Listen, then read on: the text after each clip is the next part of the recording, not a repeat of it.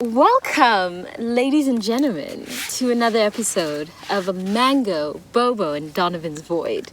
Mango has just come out of surgery, so she's at home resting. Please wish her well. Also, update from our last video, Donovan won the competition. So he'll be getting his prize tonight. And we'll be filming that. I mean, the rules are the rules. The rules are the rules. I can give you a prize now, on camera. Let's vote on it. I got another Off tier. camera or on camera? No, I'm kidding. So he'll be getting his prize tonight. So congratulations to Donovan. Yeah, thank you. Golf clap, everyone at home. Golf clap, Thank you. yeah. You guys did this. I'm going to give my award speech. I want to Yes. thank God. Yeah. Thank my mom. Don't thank your mom. And today we're back to our regularly scheduled programming where we're going to talk about absolutely nothing. Absolutely. What's been on your mind? How are you feeling lately?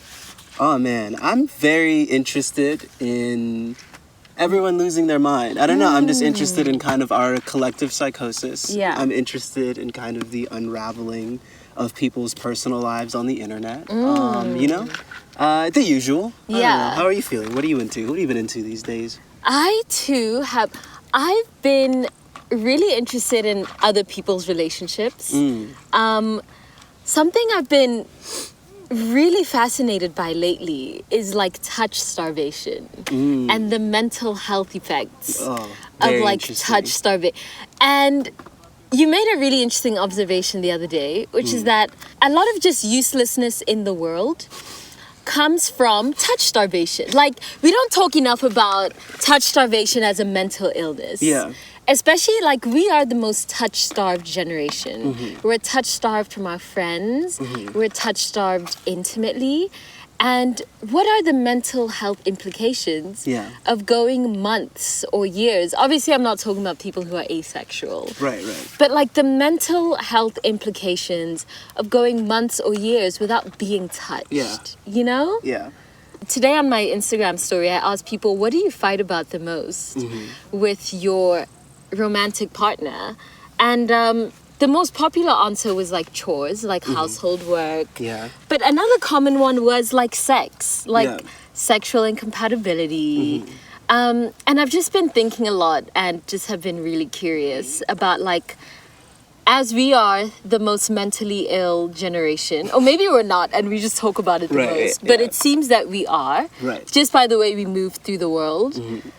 The correlation between the mental illness of our generation and the lack of touch and intimacy that we receive. Yeah. And also just how all of the mental illnesses that we experience are so intricately linked with capitalism. Right. And I wonder if are any of us actually mentally ill? But are any of us mentally ill? Yeah. Or are we just suffering under capitalism? Right. And this is going to be a really unpopular episode, I guess, because I often talk about this in the context of depression. Yeah. But now I'm wondering about all the other mental illnesses. Like, are you bipolar? Or is the economy bipolar? Are you schizophrenic? Or is capitalism schizophrenic? And because we do just reflect the environments that we exist in. And we did an episode a while back about the architecture of poverty and how our physical environments reflect, how our physical environments affect who we become in the world and how we relate to each other and how we relate to ourselves.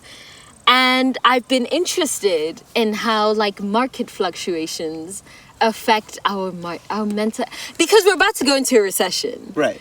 Or we are in a recession and we're just in denial about it, which is another thing. Are we dissociating? Or is the economy in a constant state of dissociation? Right. I don't know. What are your thoughts on this? Right. It's interesting that you started with the point of touch starvation, because we're like living in the greatest experiment ever, which is kind of what happens when 2 out of 3 men and women haven't been touched in 3 years. Yeah. Right? Yeah, Like, isn't yeah. that kind of the greatest experiment we've ever conducted? Yeah. And the results are in, it's pretty bad. Yeah. Right? It No, turns it's out just that not when good. men Yeah. don't get touched, we turn into these woman-hating, sloth-like, vindictive little creatures. This is a really delicate subject because, like most things in life, there are 2 truths. And Yeah. also, like most things in life, people don't have the nuance to hold space for both of those truths. Right. So when we say that like mental health crises aren't real so much as caused by the economy, we're not telling you not to take your pills. Oh, no. Please take your Do pills. what Dr. Feinstein said. Yeah, Take your yeah, pill. Like, listen, yeah. no one's telling you not to take your pills. No one's telling me that your pills are bad. What we are saying is there's a really intricate monster designed around diagnosing you with things and then selling you drugs for those things. And most importantly, there's a very intricate monster based around you looking inward when there's a problem instead of looking outward. Yeah. It's kind of a point I was making last episode where it's like when communism was collapsing, you had like bread lines in the street and it was obvious. But now that capitalism is collapsing, it's just very internal, you know? We don't have that, but we have, I think the NHS said like the most common diagnosis of men and women under the age of 20 is depression. Yeah. That's a bit odd.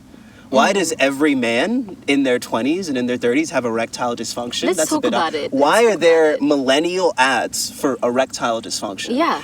Something Why about do us, all of like- us women have PCOS? Why are Right. we all Right. suffering from these hormonal imbalances? Right. Why can like men not come anymore unless they're watching like, you know, a goat get like jammed into a taxi? I don't know. Yeah. Like why are we at this point? Yeah. With all of our bodies and all of our minds. And you said something really interesting, which is that like, well, the market is bipolar. And that's really something that I think is at the root of it because we've been conditioned to think that all mental health issues are bad, but it's really just when it gets in the way of the dollar. Oh, yeah. We're No, fully absolutely. fine with Yeah. things so long as they're generating profit. Yes, yeah. And it's because it's literally the way that our system functions, where it's like our whole economy is built on like these boom and bust cycles. Yeah. Where it's like everything is either this hyper manic frenzy or this literal depression. Like it's called Yeah. the Great Depression yes, for a reason. For a reason, Right. yeah. So we've normalized fluctuating between this hypermania, like crypto, for example. Yeah. Everyone is talking about crypto. It's big, Yeah. and then no one talks about it. And then Yeah, at all, so we've yeah. normalized these spikes, right? So that's our economic model. Then you look at our food. Everything is this sugary, saturated thing. Yeah, Where it's like yeah. I eat it and then I get really, really high on all this Yeah. sugar and bullshit. Yeah. And then under 30 minutes later, I'm like, oh, fuck, dude. Yeah, now I have the itis on Right, the so couch, yeah. the inherent bipolarity is kind of reflected on every single level of our society. Yeah, Right? yeah. So let's take Kanye, for example, right? Let's talk about Kanye West. So- and Jeffrey Dahmer. This is not I want to put like Twitter psychology hat on, but it's Yeah. like seems kind of manic depressive. It's borderline. He goes into like borderline schizo moments. Well, where he literally has imagines said things. that he suffers from bipolar. Right. And Yeah. was there something else? Right. Whatever. Yeah. It's- Yeah. Why is it that when Kanye was displaying traits of extreme narcissism, extreme self-centeredness, and bipolarity in a way that wasn't affecting a multinational corporation's position on the stock market, Yeah. everything was fine? It's only when it gets to a point where someone's bottom line is affected when someone gets a diagnosis. Right? Interesting. Yeah. And I think about that, and I'm dragging myself here because I'm a Kanye stan, right? Yeah, yeah. But it's like it's as if we didn't think there was a problem in worshiping someone whose entire artistic statement was this kind of self-aggrandizing mania. His album was called Yeezus. Right, right. It was called Yeezus. Yeah, no, it's like- why didn't we take a step back then? Right. And think, why is this man positioning himself as a god? Right, and the truth is because bipolar disorder is a lot worse for the bottom line than narcissistic personality disorder. It turns out that's fine. Yeah. Jesus is fine. Like, you know, Hi. my beautiful dark twisted fantasy is fine. Me going, you know, everything about my whole personal brand and artistic statement being this glorification of the self in the Yeah. hyper manic state. That's fine. Yeah. It's when it kind of switches to the other that we now have a problem with it. Yeah. And that's really kind of what I'm trying to say, where it's like the distinction to when we call someone mentally ill is completely bullshit. Oh, yeah, Mental absolutely. illness is real. Yeah. Take your pills, people. Yeah. But like that line How is it's completely defined. arbitrary. Yeah. It's completely based on your ability to function in the workplace. You know? What are your Well, thoughts? I also think that let's talk about billionaires for a second. I made a post a few years ago that actually got me suspended from Instagram, where I said that Elon Musk is mentally ill. Yeah. Like, he has an illness. Yeah. He hoards billions. Have you watched the show Hoarders? Yeah. It's when normal people hoard very arbitrary things for emotional reasons, right? I have someone very close to me who suffers from borderline personality disorder. And one of the symptoms of borderline personality disorder is hoarding. And I've just seen how that firsthand like destroys someone's life. And then I look at Elon Musk and I'm like, wait, he also has a hoarding problem. Why is this nigga not also in therapy? And I made this post a few years ago. I was like, well, Elon Musk and every other billionaire to exist, to be honest, has a really, we don't need to cancel them. Yeah. We need to give them help. Like, they hoard more money than they could ever use in 5 generations. Yeah. And for the same reasons that someone with borderline personality disorder. I remember when I asked her, this person, I just don't want to like put all her business out here. Yeah. I remember when I asked her, like, why is it that the second your paycheck hits, you go to H&M and buy the entire store until you have $5 to your name? And when we really got down to the crux of it, it was like, because I feel empty. Yeah. And so I need to fill my external life with things so that I can convince my internal self that I'm filling her up too. Right. And that's like what it boiled down to in the end. Like, it was just a profound, like such profound alienation that leads to a feeling of such emptiness. And so anytime someone comes to me and they're like, I'm really depressed and I don't know what to do, I'm like, walk me through your day-to-day life. Like, just on a day-to-day basis. Like, what do you do? On a Monday, on a Saturday, on a Friday? What do you do? And I'm amazed at how many people live such solitary lives. Right. And then when I really think about, you've been living this solitary life for 18 years. Right. And you don't know why you're depressed. Yeah. You know, it'll just be like someone being like, yeah, so I wake up, I'm single, you know, I've been single for 6 years. Yeah. I don't really have any friends. I wake up, I go to the gym, I work out for an hour or so, I go to work, I don't really fuck with my coworkers, and we all just like sit in our little cubicles anyway. I come back from work, I go to Trader Joe's, I get my little TV dinner, I come back home, I maybe watch the neighbors have fun with their kids because I don't have a family. Right. I then cry Yeah. at watching someone else have community that I don't have. Right. I put my TV dinner in the microwave. I eat my stupid little dinner. Right. I sit in front of the TV and I go, and this is every day of the week. But it's a chemical imbalance. But it's a chemical imbalance. And I think about, like, imagine how empty when you have no community, your life really is empty. And what else can you fill that up with but hoarding? And this brings me back to Elon Musk, Right. and to Kanye West, and to Bill Gates, and to Jeff.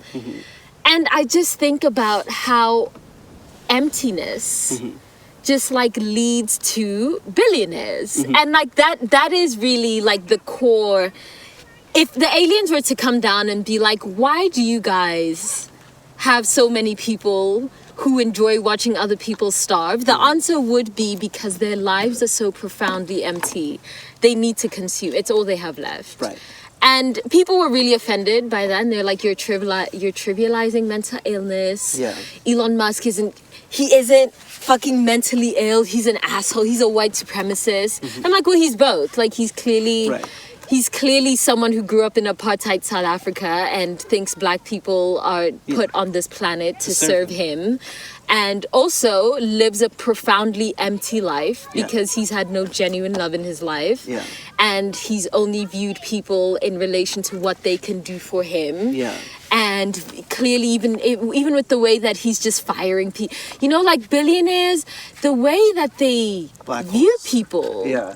They view people as these like means of getting other things for them. Yeah. And they can't imagine a world in which people just are as complex as they are. Yeah. So like actually just like humans are just disposable and like, Yeah. let's just fire 100 people. Who cares what families they have? And, Yeah. you know, and like, and when Elon Musk fires 2,000 people, I don't know how many people, I don't care. Yeah. When Elon Musk fires 2,000 people from Twitter, and in my opinion, firing someone is akin to killing them. Yeah. Because to take someone's livelihood from them is akin to killing them. Yeah. So he thinks so little of these hundreds, thousands of people that he can just be like, yeah, I'm going to take away your ability to feed your family, nourish yourself, and survive in this world. And I don't care. And I'm going to do that so I can hoard more and more money that's actually doing nothing for, but I'm going to do that so that I can keep hoarding things. And why do we not consider that a mental illness? Right.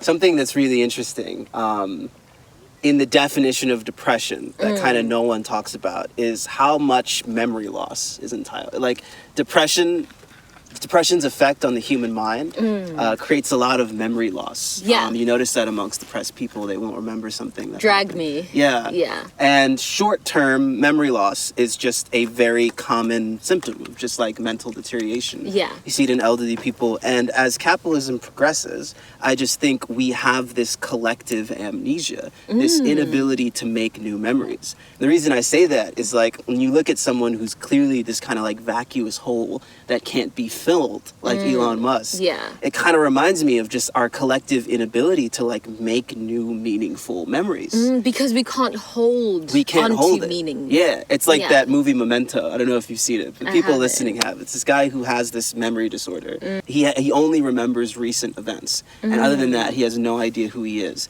And he keeps on like tattooing these things on his arms to just remember who he is and like tell himself the story every time that he forgets. And that kind of seems to be where we're at. Like the dizzying speed of capitalism, planned obsolescence, Yeah. everything being commodified and everything having like this 15-second window Yeah. has just ruined through like our own dopamine channels, our own neural networks, our ability to create new meaningful memories. And we become obsessed with nostalgia as Yeah. a result. You know, it's why you see so many like Disney adults. It's why there are 262 new scripted shows on television, but all of them suck and we all forget about them in 2 weeks. Yeah. We have this inability to make new memories, which makes us dissatisfied. Constantly, Because we yeah. can't fill the hole. We can't even make enough meaningful memories Yeah. to fill the hole. Yeah. You know what I mean? Yeah, I also think about that in relation to social media. Yeah. Because I think the social media algorithms have made us lose our capacity to hold on to meaning. Right. And it's because you put out a picture of yourself. Yeah. Or a picture of something you care about, your mom, your dog, Yeah. the new thing that you made, and other people see it for 3 seconds. Right. And then they scroll on to the next thing. Yeah. And in that moment, you are forgotten. Yeah. Everything that you are, everything that you've done, Yeah. you know, it's thrown away. And like as people just scroll past TikToks Yeah. every second of every day. Yeah. When your friend texts you, you read the text, you respond, and then you swipe up and you go back to TikTok. And then you see them again on TikTok and you watch their TikTok for 30 seconds and you swipe up and you move on to... We are in a constant state of perceiving and forgetting each other. Right. And how could that not lead Yeah. to this profound needing to hoard? Yeah. And the more and more that we forget each other because we're in this constant state of perceiving and then swiping up and Yeah. perceiving the next and swiping up, Yeah. the more we need to assert our identities onto each other. It's the more I need to post 10 times a day now. Right. Because you're only going to see me so for me to stick in your mind, Yeah. I need to post 10, now I need to post 20 times. Yeah. Now I need to post 50 times. Now I need to be on your stories and in your feed and on Snapchat and in your texts and in your email inbox. I need to just be in and I need to like accumulate as much as possible to remind you of who I am. Right. how could that not lead to this constant state of mania and depression? Yeah. When I'm being perceived, I feel on top of the world. Right. And the second someone swipes left on me, I'm forgotten. Right. I'm a forgotten soul. I'm no one. Right. Oh, but someone else just clicked on me. Hey there, Someone Sean, just someone favorited again. my Right. picture. I exist again. I exist again. Oh, but they just swiped swiped left. But they ghosted me. I And heard- it's like, are all of these things a coincidence? Right. The rise of swiping, ghosting, and depressions. Is any of that Good point. a coincidence? I heard a great quote once, which is that kids would rather be bullied than ignored. There's nothing worse than being ignored. Yeah. And that's just been true since the dawn of time, but social media has really highlighted that inability to be ignored that we all have within ourselves. And I think what happens when you're right, when someone get ignored is they just keep on vying for that attention. Yeah. In like any possible way they can. You have to which- accumulate more things to be seen. Right, which is inherently self-destructive because Right. being myself is now not enough, right? If when Beyonce and Drake put out albums, they barely last for 48 hours, what the fuck does that mean for the rest of us Oh, yeah. in our silly little lives? Yeah, Right? yeah. So that inability to feel like I can ever do something meaningful and ever get any sustainable attention will inherently take me out of myself and force me to be someone that I never wanted to be, that is unhealthy for my mind, my body, my spirit to be, because I gotta do the most. Yeah. And it's interesting. I actually think I have more hope for the kids in this sense. I don't know. Those niggas? Well, here's the thing. I Yeah. think that as much as people talk about, I'm so worried about kids on the internet. And Yeah. 40-year-old people are the worst people on the internet I've ever seen. yeah. They're the most like insufferable, don't know how to act, posting QAnon memes. Like, I think there's a lot of kids that I know that like have kind of clocked it.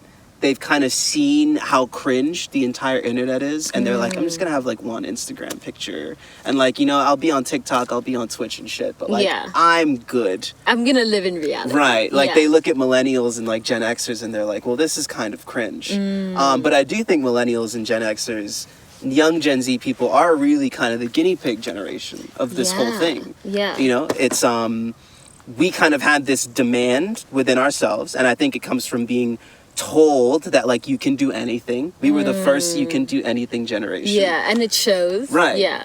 And we demanded to perform. And then the market just met that. The market said like, hey, perform all the time. For everyone. Why did we demand to perform so much? Because we were told that we were so special.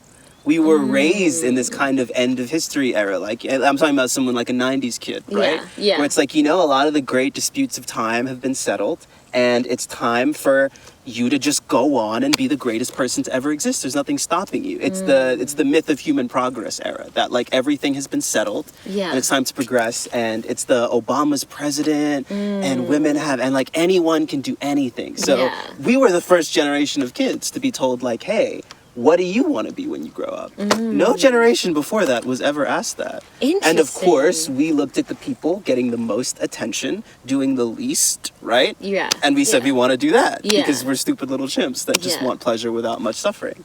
And so we all wanted to perform for that reason. We just, not because we liked art or we liked expressing, we just found the quickest way to Yeah. get the most dopamine. Yeah. And that was being these, I don't even know what to call it. Yeah, these just shucking and jiving people. Right. Do you think this is why art is dead? Yeah. Can art exist in a society where people can't hold memories? Right. I was watching this YouTuber the other day. I love her. Her name is Evelyn from the internet. And I've been following her for like 10 years now. Like, I've just been subscribed to her channel since forever. Yeah. And she put out this video recently, I think sometime last month, where she was talking about that the fact that she's feeling depressed. And she was saying that it's something I really related to because I used to be a YouTuber and I felt the exact same way. And I then realized that being a YouTuber is quite possibly one of the most mentally poisonous jobs that you can do. And she was talking about that she's plagued by this feeling of like, what is the point of just like doing anything? Like what is, she looks out at the world and then she looks out at like what she does and she's like, well, what, like I just struggle to find the motivation to do things because like what's the point? Yeah. And I just think like that's where this in a world where we need to hoard things endlessly in order to feel anything at all, Right. in order to be perceived and in order to be validated and in order to, the more things we hoard, the more attention we get, the more subscribers we get, the more views we get, the less those views even give us the dopamine Mean we're looking anything. for. Yeah. And then it just you just get to this point where you're like, well, what is the point if this has diminishing returns? We're the first generation to experience diminishing returns Right. in our personal and career lives. Yeah. You know what I mean? The generation before us, you got hired at your job, you worked your way up, every 5 years or so you got a promotion, and you could see the point of waking up every day and going to your job. You got paid enough to put a deposit down on a house and pay it off in 5 years. You then knew that in 5 years, if I stay here, if I stay the course, I'm gonna be promoted. Yeah. And then in 10 years, I'll be the upper manager and I'll be making 3 times more than what I'm making now. Right. And then I'll have paid off my house. Like, there was just a clear trajectory. Yeah. And we're living in this late stage capitalism nightmare Yeah. where there is simply no upward trajectory at all Yeah. on any level of Yeah. society. Yeah. You could stay at the same job for 30 years. Yeah. You will not get a promotion. You will not get a pay raise. And on top of never getting a pay raise, the inflation is only going up. Right. Your wages are stagnating. Yeah. And you still can't afford a house. You still can't afford to even raise a child. You can't afford any of the things that the previous generation were guaranteed.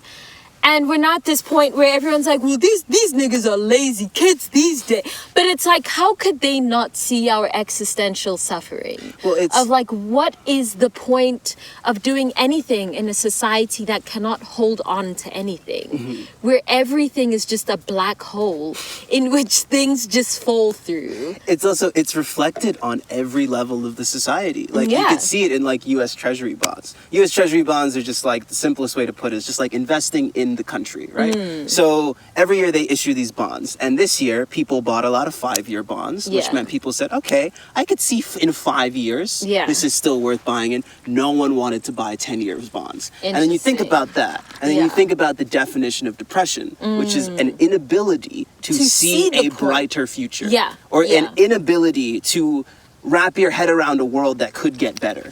The market is reflecting, like literal, Yeah. like the most powerful financial conglomerates in the world are agreeing and saying, hey, maybe we've got about 5 left. You know what I mean? Like 10, not really. I cannot see a better future. Yeah. So it's like, it's not this individualized thing. You're Yeah, not crazy no. for not being able to see a better future. Warren Buffett and the entire investment portfolio industry Yeah, agree cannot with you. see a better They future. also are not buying 10-year treasury bonds. Yeah. So it's like, and I think the gaslighting doesn't come from like whether or not this is real. It comes from the idea that this is an individual experience. Where it's like, we live in a collective depression, a collective schizophrenia, which is Yeah. another thing we can talk about. Yeah, and a collective kind of borderline BPD type situation. What where do it's you like, what do you mean by collective schizophrenia? so when you look at people's morals and you look at people's values, let's Yeah. take like pro-life people, for Yeah. example, right? Where it's like, I just care about these babies. I just love these. I can't believe they're killing these babies, Yeah. these sweet little babies. And then it's like, okay, well, we just have this maternity ward that we were just looking for some state funding for these Yeah. babies. Remember the babies? Yeah, Remember yeah. the babies? So like, yeah, and then they're just like, but these taxes, Yeah. don't tread on me. And it's Yeah. like, well, that's a schizophrenic idea. Interesting. It's a yeah. contradiction, right? So a society that enables more and more contradictions will allow you to split into 2 different people. Interesting. When it's acceptable to talk out both sides of your mouth, Yeah, the way it yes. is in Western society. Yeah. And then people start literally hearing voices and thinking they're different people. Why would that not lead to that? I know it sounds like a stretch, No. but why is it that when schizophrenic or openly bipolar people have been this way forever, and it's only when it starts affecting the bread that we get them a slip? You know, it's clearly that it's fine. It's fine until someone's quarterly earnings comes back a little short. Yeah. Yeah. It's fine yeah. until then. Yeah. And it's just is. And like, there's nothing wrong with being a contradiction. It's fine. People like it. People find freedom in being allowed to be a contradiction. Is why Yeah. people love Trump. They love that, like, hey, he tells it like it is. Yeah. He's also schizophrenic. Yeah, yes, people love that. Yeah. You know what I mean? And Well, you see that in the people. You can tell who we're becoming as a society by looking at the people that we put on the highest pedestals. And currently, the people on our highest pedestals are Kim Kardashian, right. the literal devil, Yeah. just actually a demon. Yeah. Kim Kardashian, Kris Jenner, Yeah. another demon, Elon Musk, Yeah. Donald Trump. Right. You look at the leader of almost every single government. You look at the rise of fascism right now. Yeah. We love that shit. Yeah. And everything, okay, I don't want to shit on therapy too much. Yeah. But, like, I view it like charity, right? Where it's like, I fucking hate charity. I think charity's stupid. Yeah. I think its whole construct in our society is dumb. It's like just rich people wanting to be thanked for things they should be doing anyway. Yeah. And it creates this convoluted tax haven that, like, stops money from flowing where it should go. Yeah. And most importantly, it just frames the whole thing in the wrong way. So charity says, like, all right, because kids don't have homes, I'm gonna start, as a white woman, this charity where I give Kenyan kids iPads or something dumb like that. Yeah, As yeah. opposed to, like, hey, why don't we all just, like, pay a higher tax rate and, like, get rid of corruption and, like, make sure money just goes to the right. Why does Yeah. this need to be this externality afterthought? Yes, Why can't we yeah. just bake the things that would prevent terrible conditions from being created in the first place into the system? No, because they want the They terrible want to be, conditions. and they want to be thanked. Yes, They yes. both want the terrible conditions and they want to be thanked. Yes. So my point is that we live in a very afterthought-oriented culture where it's like, all right, we're not going to put anything in place to stop you from becoming this alienated, mentally ill person.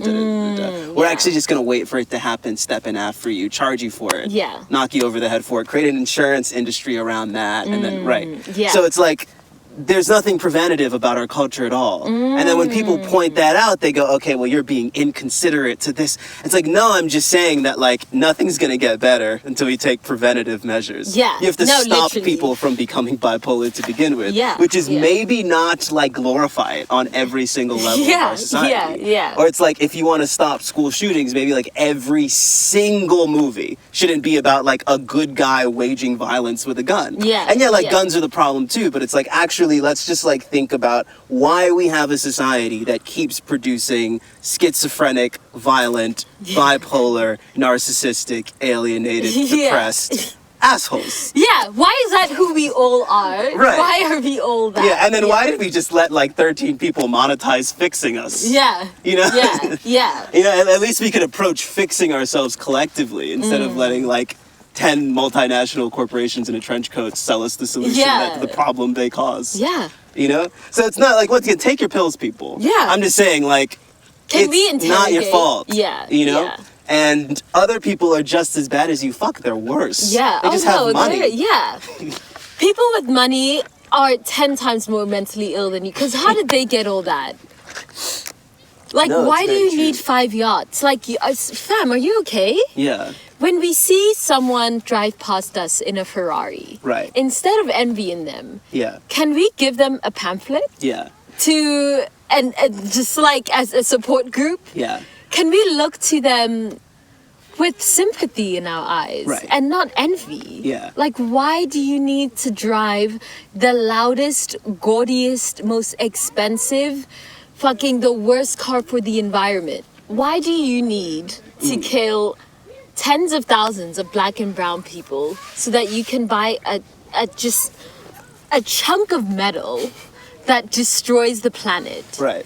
So the bitch with the biggest titties can Yeah. suck your dick. Like why do you need that? Well, I'm glad you said it because, like, honestly, and this sounds very Freudian and simplistic, I think a lot of this goes back to sex. And a big problem with our mental decay is that, like, it's not a coincidence to me that we're the first generation to have less sex than our parents. And we're the first generation to lose our goddamn minds on this level. Yeah. Right? Well, why do you think that is? It's just we gotta fuck, dude. Like, it's just like, and I sound so simplistic. No, we but need when to I have more see sex. a middle-aged bald white man flying to the fucking moon in a dick-shaped rocket, Yeah. I go to the bedroom. I'm Yes, sorry. yeah, It's no, just you like have we need to talk about it more. Yeah. You get what I yeah, mean? Yeah. We were talking about Is capitalism just the battleground, not even the battleground? Do you think that capitalism, and I'm asking you this because you're a man, so Yeah. you might have some insights into this, is capitalism just the playground for men to vent their sexual frustrations? Is capitalism just a result of like centuries of pent-up sexual frustration? That's just now projected onto the entire world. Because why do men need this much power? For what? So you can be pedophiles on an island with Jeffrey Epstein? No, like explain to me. Here's what I will say. Yeah. I think capitalism has created a world where being an average man is pretty insufferable, right? It's really not that great to be in. And I'm not trying to do some bullshit like Men's Rights Act. I'm just saying, like, it's just true, right? I would even say that for women too. It's very same. Yeah, just being an average black person. woman, Yeah. even too. Just it used to be okay. Right. You didn't have to be fucking Meg the Stallion to be considered a person of value. Yeah. You know? Yeah. Like, you know, I don't know, I think about here, right, where it's like in South Africa, it used to be that like the prettiest woman in the village would just get the guy with most cows, right? Yeah, And then like they would and then like everyone else could find love because like everything kind of goes off of that heart. Yeah. But now the prettiest woman in the village is in Dubai with a sultan. Yeah. And then that guy in the village gets and then like there's like so many men now that don't, and like globalization, right? Global forces, the idea that we now live in a global society that's completely interconnected. Someone from some mobster from Rome, you know, like anywhere could just DM someone and then now they're on a yacht on the south of France or something. And it's like that global economy has left so many people in the dust. Yeah. And men are reacting to that by saying, all right, well, now I got to get moneyed up. I got to get more. It's never enough. It's never because I need to prove my worth in this world. And for men, I truly think that because we don't have this natural beauty and we don't have the ability to bring life into the world, we feel like we're just born at zero. Right. Like as far as like your value. We just feel like we don't have any inherent value. And I get why men feel that way.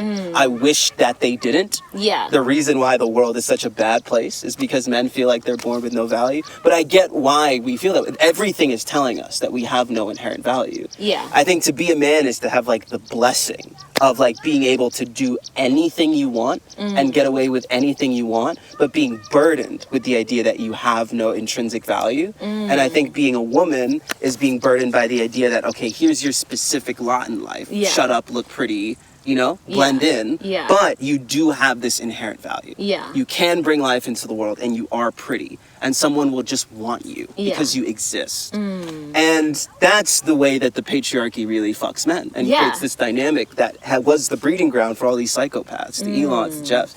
It's because those are men that felt like they were born with no inherent value. They were born empty. Empty. It goes back to the profound feeling of emptiness. Right. And now I got to go out and get it. People hoarding. Yeah. But I'm done really judging anyone. I think this is a sick society. I think the problem that men perpetuate and women that perpetuate patriarchy perpetuate this idea that men are nothing.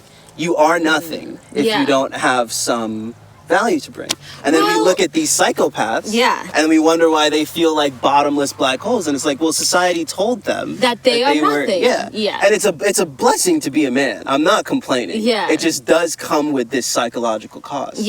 Well, this is how hegemonic power and just power in general fucks the beneficiaries of it. In order to be the superior person of a society, because I think what you're describing right now, which is the feeling of being born with nothing and then therefore having to spend your life gathering things to accumulate value for yourself, is something that also afflicts white people. I think like white people told themselves that like we are the superior people on this planet. And that's why we deserve to take whatever we want and then it be ours. We can go to a whole continent of people just chilling and we will take that country and call it South Africa and we'll divide it into little cities and it'll just be ours. But in order to assert that position, you also have to have its opposite, which is nothing. So in order to assert yourself as a dominant person, you have to position yourself as someone who can create something from nothing. It's the same thing as like the way that we perceive God. In order to believe in a God, in a creator, you have to believe in someone that can create something from nothing. And so you then have to divide yourselves into people who have some things and people who have nothings. And you have to position yourself as someone who started off as a nothing and then created himself from that nothing into something. And so in order for anyone to position themselves as the superior person in any hierarchy, whether it be patriarchy or it be white supremacy or it be Christianity over all the other religions, you have to create a narrative that your place in the hierarchy is justified because you started from nothing and created yourself into something from that nothingness. And so that will always be something that plagues people who view themselves as superior. And like in order to destroy hierarchies, we need like humility. And like humility is dead. We need to go back to believing in like, I'm not all that. Like, you know what I mean? It's very popular right now to be like, I'm hot, I'm sexy, I'm pretty, I'm deserving of everything. You know, like those are the affirmations that are encouraged. But maybe like, I'm okay. I'm okay, you know? I'm pretty to me. You know what phrase calms me down more than anything? It's my ultimate affirmation. I'm not good enough to not be good enough. Absolutely. That'll take me down off of anything. Absolutely. But to your point about like the cost of power, right? Yes. Absolute power comes with zero empathy because you have absolute power. And because it's justified. I've seen a lot of like white men's mental health slipping for this exact reason. Because to be a white man is to be able to do and be anything. So your lack of an ability to accomplish that is going to be extra damaging for you. Because you were told you were supposed to have everything. Have you noticed that black men never have midlife crises? Because we were never told we were going to get the world. And we all know we're going to die at 58. So it's like we don't even have that thing. A midlife crisis comes from a collapse of a failed image of yourself. I've never had that image of myself to begin with. I'm not good enough to not be good enough. Who told me that I was supposed to be this important, successful person? So when you don't believe that to begin that, you never get the collapse. You know, the higher you are, the lower you'll fall. And like, that's really the mental weight of power. Everything comes with something. It's blood for blood. Like everything that you want to accomplish and anything that you want to gain comes at the expense of something else. You said it last episode. Like every time you gain something, you lose something. So I don't really think white people quite knew what they were taking on when they wanted absolute power. I don't think men quite knew what we were taking on when we wanted absolute power, because it comes with a very lonely dynamic where no one will ever truly hold empathy for you. And it's a lot of position that men find themselves in. It's like, oh, no one cares about me. No one thinks about my feelings. Isn't it interesting? That's how Jeffrey Dahmer felt. He was like, why does everyone keep leaving me? And it's because he felt entitled for everyone's presence. Like, as a white... Jeffrey Dahmer is the best documentary about whiteness. It is just a documentary about the white male condition, which is just a sense of entitlement to all bodies. And when someone leaves him, he's like, why does everyone keep leaving? I was promised anyone at any time, anywhere. And it's like, my definition of humility at this point is just not having an image of yourself. I also think Dahmer's a really good case study on like the sickness being society. I'm very interested in that movie or that series' success, because like we're making good art again. You know, like a lot of art for a while were these like weird Elizabethan like moral plays. Where it's like, here's the woke politics and here's the hero. And and it's like we're kind of done with that. We like these like complicated gray scenario. Jeffrey Dahmer, that's like a great. And not say that it's like some people love him. I'm just saying like you're watching it. Why do we like it? Look internally. What are we so obsessed? And I think it's like we know deep down that, like, sure, he's off in the head and his mom was taking drugs while she was pregnant with him, but also society encouraged this on every single step letter. of the. You saw how his dad would encourage him Right. to just kill animals. Just out, let's go hunting. Yeah, and I have white boy friends that are like from other parts of America where it's like, yeah, me and my dad just started hunting at like 12. How is that And it's normal? like, well, now murder and violence and Yeah. just feeling better than other living organisms is just embedded in you. Yeah, it's just like you It's just like, feel that. yeah, why way. is taxidermy a hobby? Yeah. Why do you enjoy killing animals that you don't eat? Why, like, what has happened? And then, Yeah. the kid's off in the head, and you Yeah. can't come unless someone's dead. That's fucked up, Yeah. right? No Yeah. one's excusing that. Yeah. But also, why was this entire society pretty much cool with that Yeah. until he got caught? Yes. Or until it, and it's because we don't really like looking at the causes of things. We like passing judgment on its fallout, right? Because to look at the cause of things, we kind of have to take some accountability. It's really easy to kind of just swoop in at the end and say, Jeffrey Dahmer's bad. Yeah. But it's yeah, like, all right, what is yeah. this diet Yeah. of garbage culture, Yeah. garbage food, entitlement? Hi. Yeah. Continue. Yeah, you look at Jeffrey Dahmer and you go, hey, maybe this culture of garbage food, garbage entertainment, violence, complete negligence, Yeah. misogyny, Yeah. maybe that might have some effects. Yeah, absolutely. Maybe we're starting to see that. Yeah. Yeah. Yeah. And I feel like that now. It's like maybe this culture where we have the collective memory of a goldfish. We're all just giving into every single sexual fantasy. We all Yeah. feel like we need to be gassed on every single element of ourselves. Maybe, that might be starting to have some effects. Yeah. Something else I found really fascinating about the Jeffrey Dahmer documentary series was what he ate every day. What did he? I wasn't paying attention. You and Ray, that was the most interesting part of the whole show. Yeah. What he ate every day. Yeah. He survived on a consistent diet of beer and like 15 beers. Yeah. Just ethanol. Yeah. So let's start off with just every day I'm going to drink ethanol. Right. Just poison. I'm going Yeah. to poison myself. Yeah. And then I'm gonna eat deep fried meat. Right. Just deep fried meat and fry every single day. Not like one. I love that this is what you... No, this is what I took from. This was my biggest problem with Jeffrey Dahmer. It's the fact that he was not a vegan.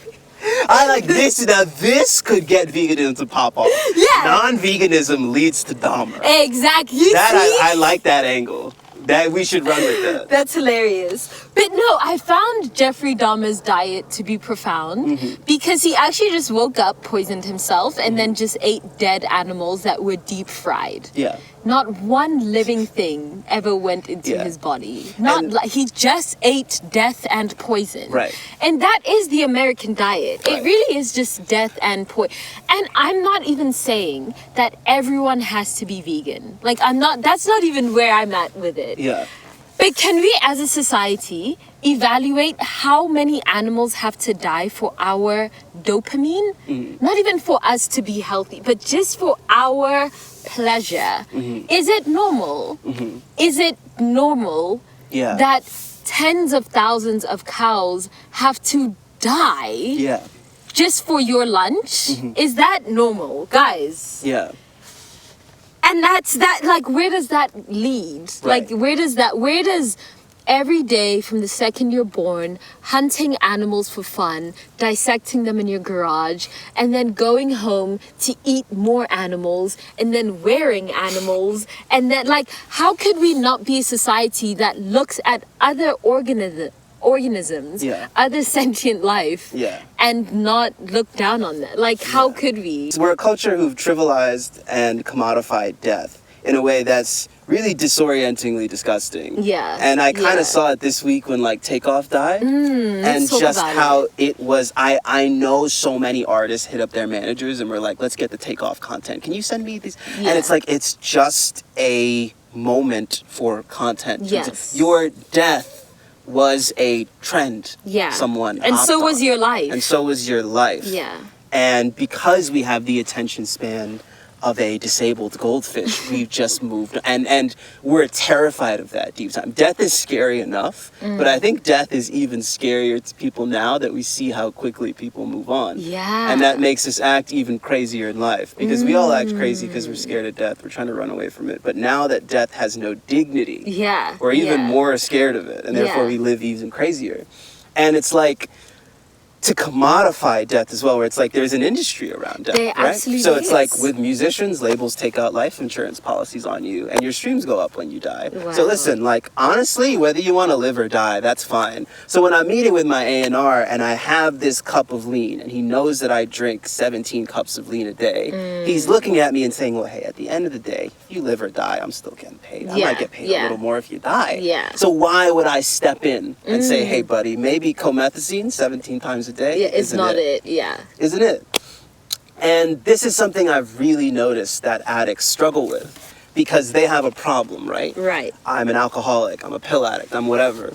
And people call me out on it, but I just go, hey, fuck you, man, because if I had money, no one would be saying this. Yeah. I've had yeah. so many addict friends where, like, that has been their point, and they're not wrong. Yeah. Like, Yeah. Lil Wayne has the exact same problem I do, Yeah. but because he has a private jet, you know what I mean? Yeah, So, like, yeah. you embrace this really bad faith, cynical worldview, because you know no one really cares about you. Yeah. They care about your ability to function properly in a society that's beneficial to the greater system at large. Yeah, And yeah. you don't really feel like anyone genuinely cares about you. Because are you mad that I'm destroying my liver, or are you mad that I'm destroying the economy? Yeah. You know what I Yeah, mean? yeah. And the answer is the greater forces at play don't really give a fuck about you. Yeah. They have a life insurance policy. They like when you die. They just Yeah. want you to die on their time. Yes. In the way that yeah. they prefer. Yeah.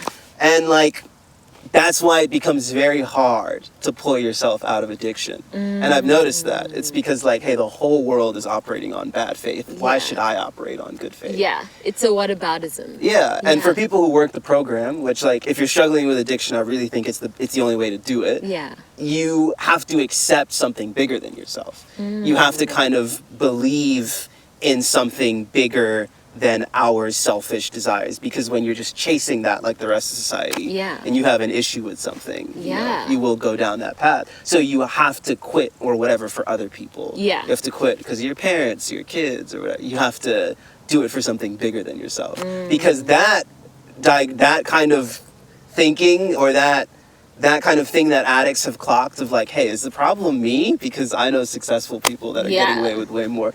I have friends that are alcoholics, and they drink just as much as Gwyneth Paltrow. Oh, yeah. It's just yeah. Gwyneth Paltrow is a billionaire made it white woman cute. from Malibu. Yeah, You know, yeah. she also just drinks 17 glasses of wine Yeah, a day. yeah. So why when my cousin Jamal is on the Yeah. stoop drinking 40s all day, Yeah. it's a problem. And we'd have to fix that to get a lot of people help. Because they're not wrong for, like, noticing that. Yeah, no, it's, and there's nothing to say to that. So, if all mental health diagnoses are bullshit, right? And everyone telling you that you're sick is just, 7 multinational corporations in a trench coat selling Yeah. you drugs, what would the solution be to you? Like, how could we... Where would we begin? We're crazy now, so let's all take our pills, right? Yeah, I'm yeah. being facetious, but, like, if we wanted to create a society that stops people from being sick to begin with, Yeah. where would you start? I would actually start with food. I would. And I know, like, this isn't my vegan propaganda. You know what? This is a very unpopular opinion as a vegan, but I don't believe that everyone needs to be vegan. Like, Yeah. I don't think, like, I think veganism is a really great ideology. I personally don't care for ideologies, but, like, I like it. It's very Buddhist. It's very, like, all lives are equal. Like, I really agree with that. That, like, all lives, whether, not all lives are equally deserving of moral consideration, but I actually believe that I think humans are just as shitty as lizards. Like, I think Right. our lives are just as valuable as lizards, as ant lives. I think we overinflate human life, but I think we are just as insignificant as a flower. And I just like that as, like, an ideology. But I think in order to embody that, you actually have to eat well. And by well, I just mean, like, you have to not poison your body. Like, you have to, like, put life into your body. And by that, I also just mean like, I just think like humans are just earth plumbers. Like I think literally our only purpose on this planet is to take care of it. But I think you can only do that when you're not like a walking pile of garbage. Like when you're not like just filled with poison. You don't say. No, I think like you have to be fit for the job. Like Right. I think that the description of being an earth plumber Yeah. is one that requires you to be nimble and fit, and that doesn't even mean being skinny. It Yeah. doesn't even mean like looking a certain way. It just means like you have to be at your you have to be able to climb up a mountain for 45 minutes Yeah. to just go check on the fauna that's Yeah. up there. You have to be able to fight with a bull. Yeah. You know, when there's some bullshit happen, you know, like you have to, you just have to be fit for the job. You Yeah. have to be like have mental clarity. Yeah. So that you can problem solve, because problems happen. That's what plumbers do. Yeah. The pipe bursts and you have to be sharp enough to fix the pipe. Mm-hmm. And you have to be like, okay, we need to plant this over there. And also in order to like take care of the planet, you have to like understand her. Mm-hmm. You have to be in tune with her. You have to be like, you know, in the same way that like men don't know where the clit is, like humans don't know where the planet's clit is. Yeah. And we need to know that.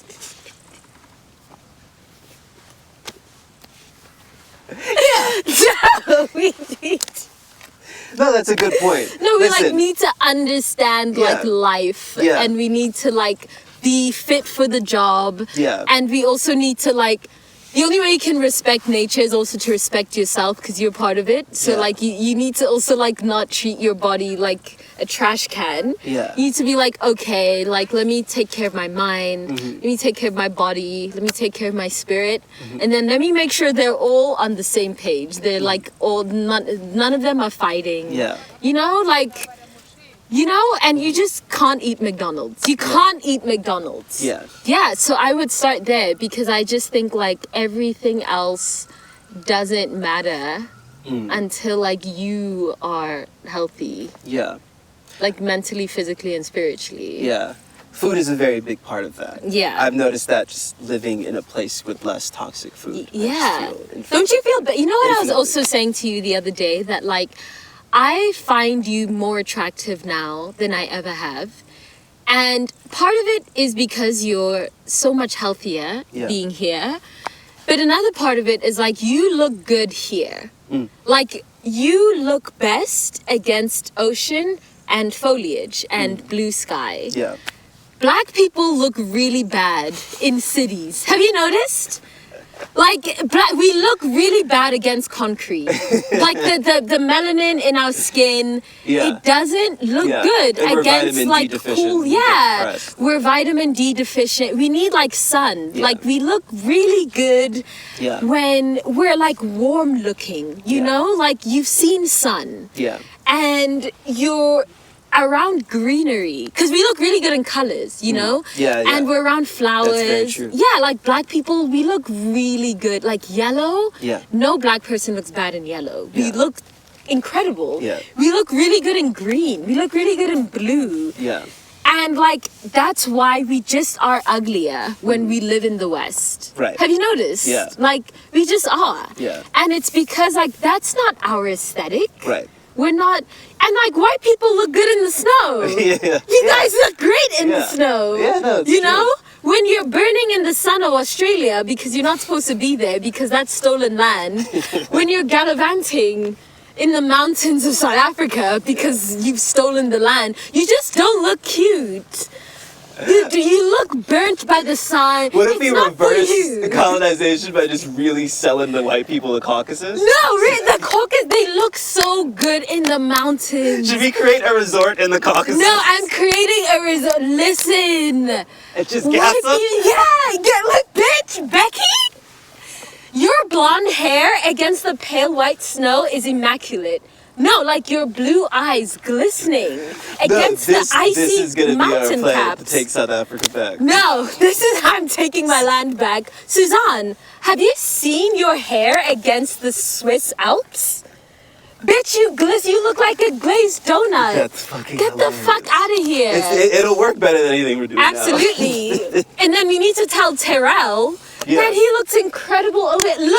Look at my skin against this ocean. Your do-rag Bitch. flapping against the Namibian desert. Bitch. You need your do-rag to flap in the Namibian desert, It's a not good on the point. 5 train. I think that you did a really good job like summing up like the physical things. What Yeah. we eat and then what we do, where we live, these types of things. That could definitely improve our mental health if we got that sorted. But I do think it's kind of all for nothing if we don't fix this culture. This like culture is sick.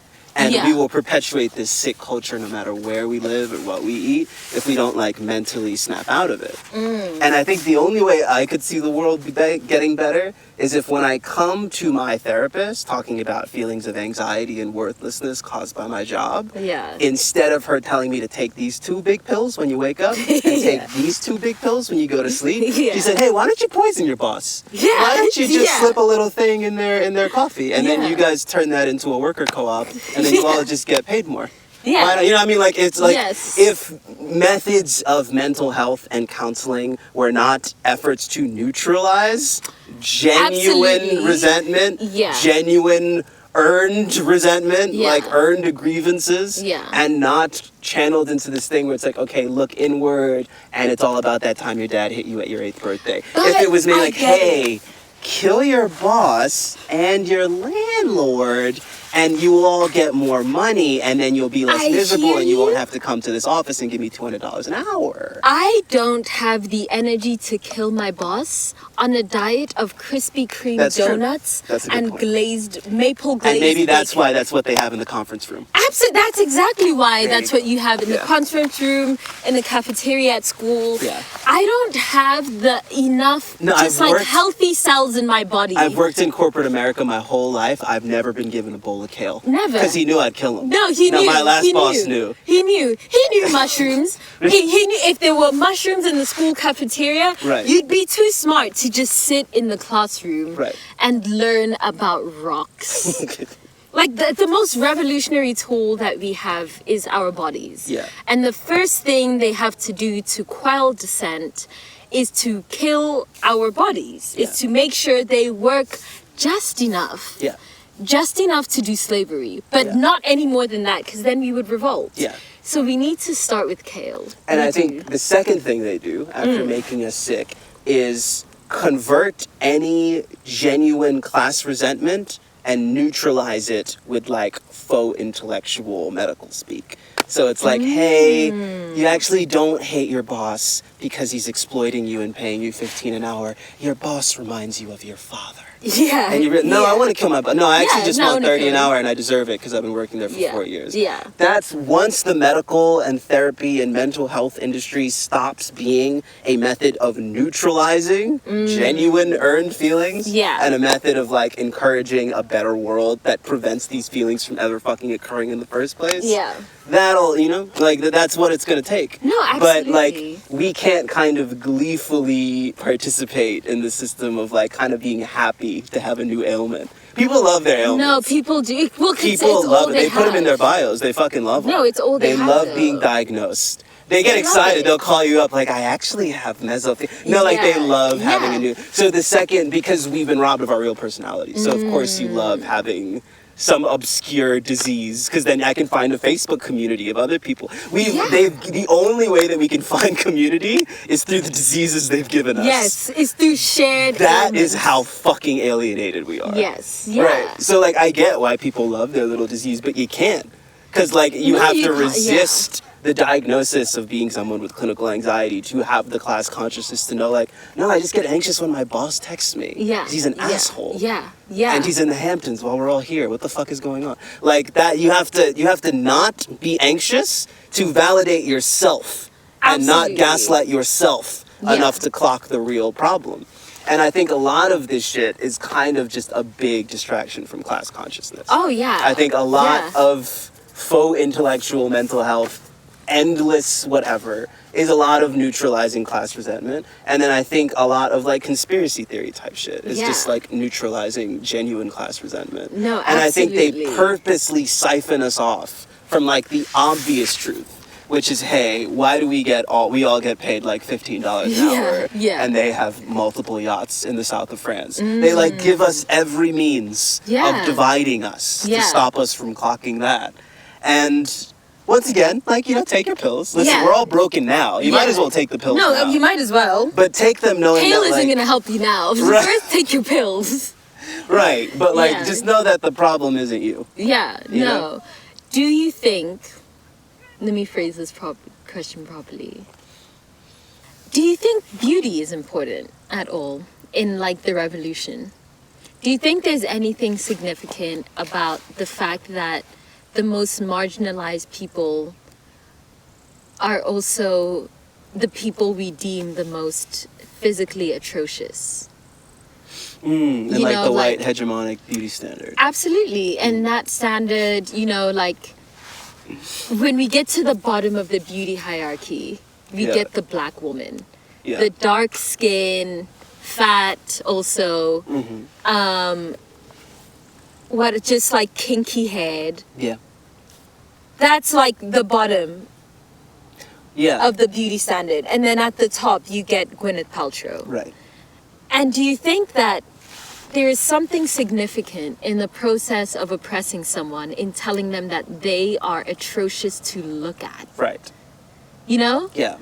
And like, there's a part of me that thinks like, some days I find this very shallow, and then other days I think it's so important. But there's a part of me that thinks that we need to find ourselves and each other beautiful in order to overcome. In order for me to deem you as someone who is deserving of humanity and dignity, I need to not find you atrocious.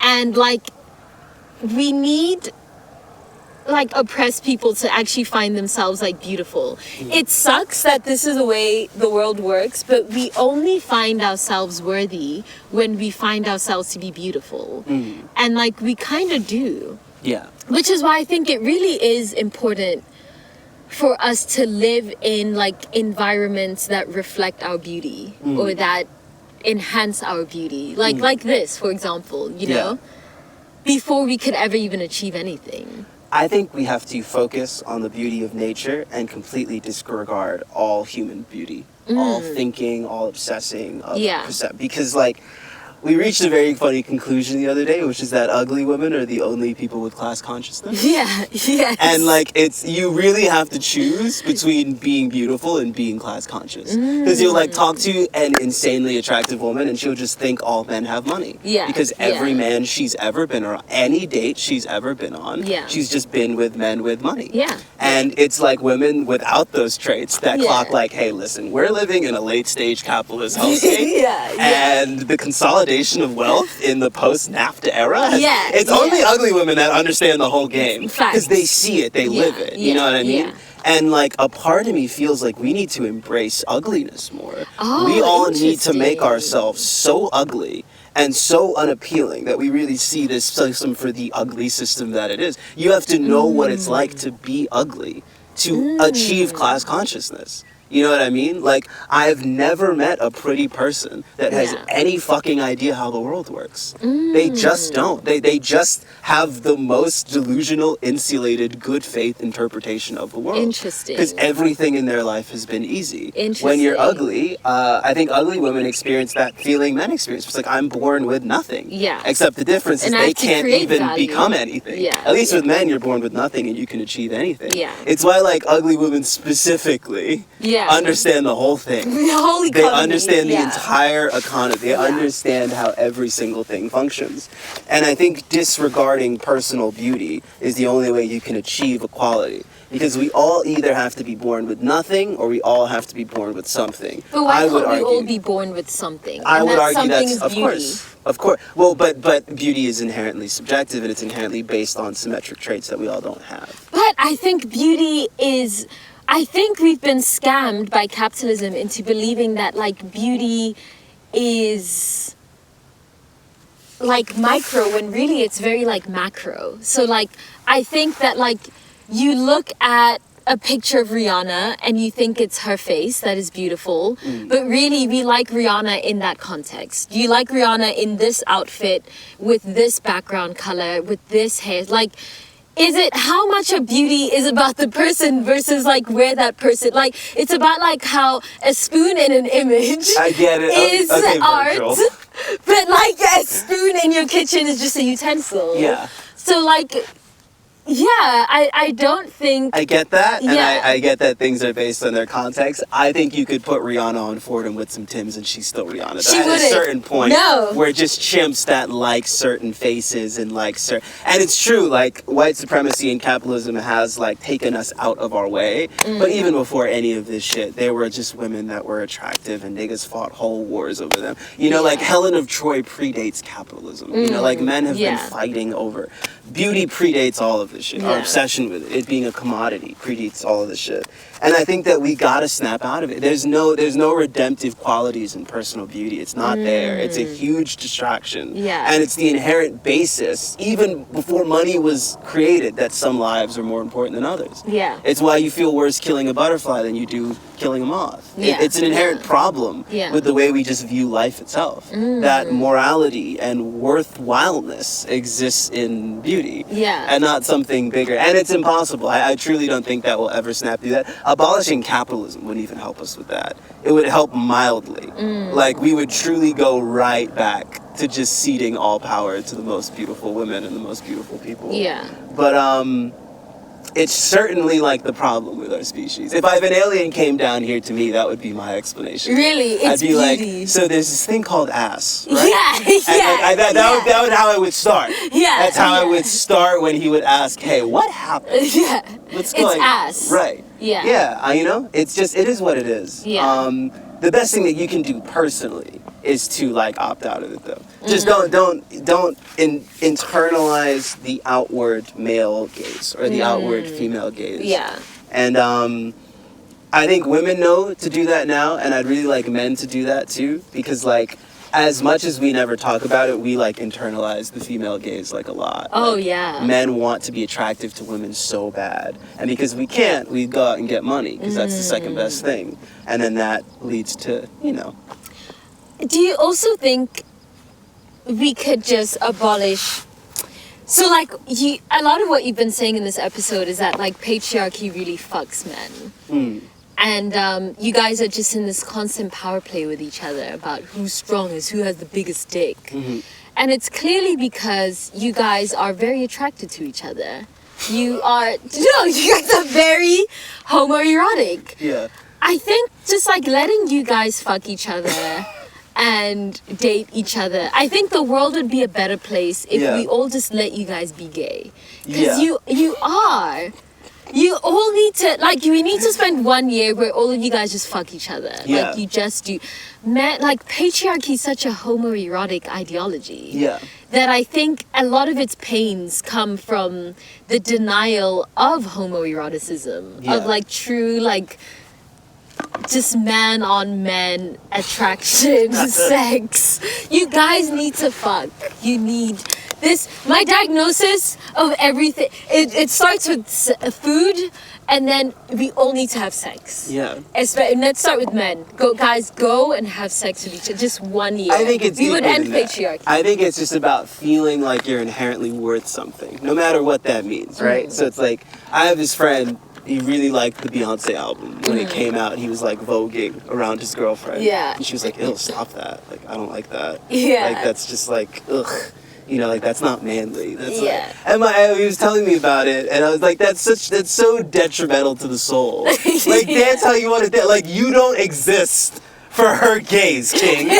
Stop. You exist. No, men need to know that. In the same way women need to know that. Yeah. You have worth beyond being able to pay a woman's rent and be attractive to her. Yeah. You just, every human has a worth. Like, Yeah, you know, yeah. and it's funny because, like, even this, like, progressive, woke, soft boy shit of, like, you could paint your nails and wear dresses and still get bitches. It's like, well, maybe my life is just worth more than my ability to get bitches. In the same, like, way, like, a woman's life is it's worth more than, like, the size. Maybe all of our lives are just worth more What do you than think? the opposite sex's desire to touch genitals with us. Yeah. Maybe just like generally like our spirits and our fifth dimension. Maybe we're just more than that as like a species. Maybe. I don't know. Maybe we're not. Should we fuck our friends more? Like as a species? Like, no, just like why don't friends have sex with each other? You know, why is sex reserved for romance?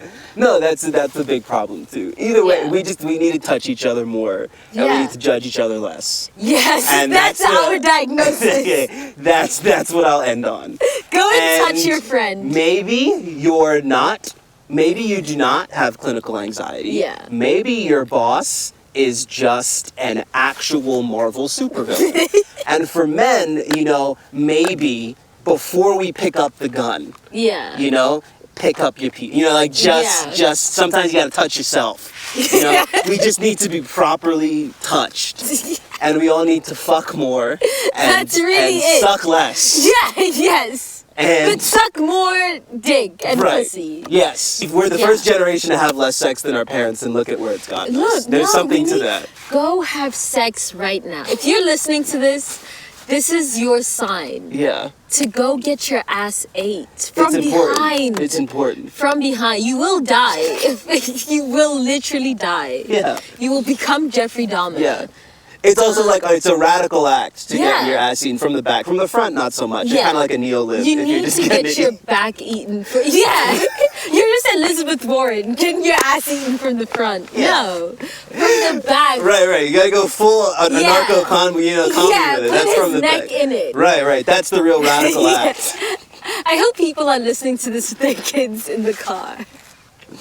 But no, like, it's to my point about, like, we can't even start facilitating community building institutions. We actually have a community in the first place. So maybe start with you finding someone to consensually touch your pee-pee. Yes. And then you touching their pum-pum. Yeah, and it's not everyday husband. It doesn't need to be your wife, your husband. Just go fuck sometimes. Be a hoe. Yeah. Be a hoe. It's not every day. It's not every day husband. On that note, let us know what you think. I kind of believe. No, are you depressed or do you need your titties sucked? Call me, I'll come suck your titties. There's something to that. It's not talked about enough. We just don't talk about it enough. Yeah. You know? Yeah. I had a breakdown when my titty wasn't being sucked. I had a mental breakdown. You were in New York. I almost died. Yeah. But so let us know. Add that to the DSM. Terminal horniness. Yes. Got a new diagnosis for a lot of you niggas. Yeah. A lot of you niggas are clinically horny. Yeah. And that's all. Stage 3 horniness. Yes. We need to get you some dildos. And there we have it, guys. Have more sex and do more drugs, you know? Not alcohol, not ethanol. Yeah. Like the fun ones. The fun drug, like weed, like edible. Do my edibles. Yeah. This whole episode is an ad for my edibles. I make really good edibles, guys. Do some mushrooms, and have sex. Yeah. And let us know if you're critically horny, and we'll catch you. We'll also help you out. We should add that to our Patreon services. Some brothel? No, we cure people of their critical horniness. But you're describing a brothel. Which is I see. I think he's just describing OnlyFans. Okay, we'll have to discuss this off camera. Okay, bye. Oh, the weather just got really good.